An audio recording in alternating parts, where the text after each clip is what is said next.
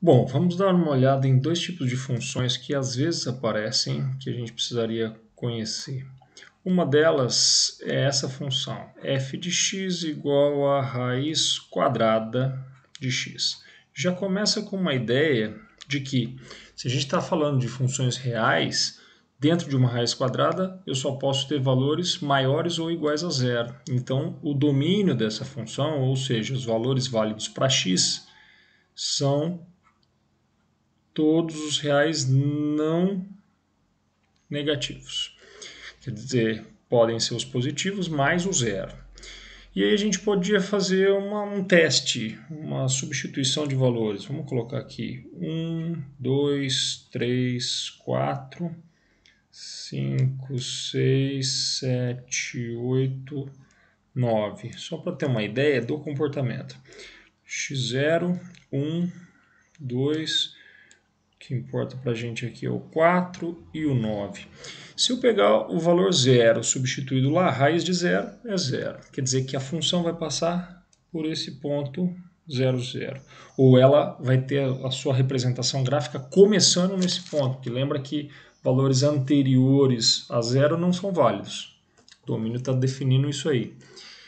O que eu vou ter na sequência? Deixa eu marcar aqui valores 1, 2, 3, 4 e já está ótimo pelos valores que a gente tem para traçar. O que vai acontecer se eu substituísse o x ali por 1? Raiz quadrada de 1 é 1 mesmo, portanto, a função vai passar por esse ponto aqui também. Do 2 dá 1,41, do 3 dá 1,70, tá, mas do 4 a gente sabe o valor exato. Então, peraí, se o valor fosse 4, a raiz dava 2. Se o valor fosse 9, valor do x, a raiz daria 3. Opa! E assim sucessivamente. O que eu vou ter? Um comportamento de uma função que tem uma curva muito semelhante à curva da parábola. Só que é como se eu tivesse uma parábola girada. Ou um ramo da parábola, tá? Claro que você não vai ter o ramo daqui de baixo. Mas eu vou tracejar aqui para a gente ter uma ideia que se você virar a cabeça 90 graus para o lado direito, teria aqui uma parábola passando pela origem. Então, funções que são raízes, podia ser uma raiz cúbica, uma raiz quarta, uma raiz quinta, sempre vão ter esse comportamento, que vai se assemelhar, claro, estou olhando só para um braço, tá? Se fosse a raiz cúbica, poderia ter a parte negativa, seria algo assim, viria para cá e depois subiria. A gente não está se preocupando com isso aqui. Mas as raízes que são de índice par teriam sempre esse comportamento, ou mais próximo ou mais distante do eixo x. E a outra função, o outro tipo de função, vamos chamar de g de x, ela é num formato, vou colocar 1 sobre x, mas podia ser qualquer constante aqui, 2 sobre x, 3 sobre x, qualquer número sobre x. Essa função é a função que me dá o gráfico de uma hipérbole. É um tipo especial de hipérbole. As hipérboles têm várias possibilidades de posições. O formato é sempre o mesmo, mas ela pode estar girada. Esse aqui é um tipo específico de hipérbole.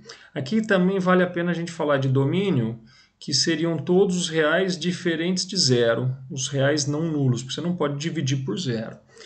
E o gráfico disso, como fica? Você pode fazer também substituição de valores para ter uma ideia do comportamento. Eu vou pegar 4 valores aqui, e depois os negativos a gente vai ver que são simétricos. Se eu pego o valor 1, substituo lá, 1 dividido por 1 dá 1. Então a imagem estaria aqui no y igual a 1. Ok. Se eu pego o valor x igual a 2, o que seria? 1 sobre 2, meio. Então o resultado estaria aqui no meio. Ó. O y, a imagem, seria esse. Se eu pego o valor 3, o valor seria 1/3 da imagem. 1 sobre 3. 1/4 e assim por diante. Claro, se eu pego o valor meio aqui no x, o que vai acontecer? 1 dividido por meio, o inverso do meio dá 2. Então a imagem dele seria o 2. E se eu pegasse o 1/4, por exemplo, que é metade de meio, no 1/4 a imagem seria 4. O inverso de 1/4 é o 4. Portanto, o meu gráfico vai ter um formatinho mais ou menos assim, olha. Uma curva que se aproxima do eixo X e do eixo Y sem encostar em nenhum dos dois. A gente considera que o X é uma assíntota horizontal e o Y é uma assíntota vertical. Se porventura eu pegasse os valores negativos de X, o gráfico que eu teria vai ser algo simétrico a esse, fazendo mais ou menos isso aqui, ó. Se aproximando de novo do X e do Y. É isso.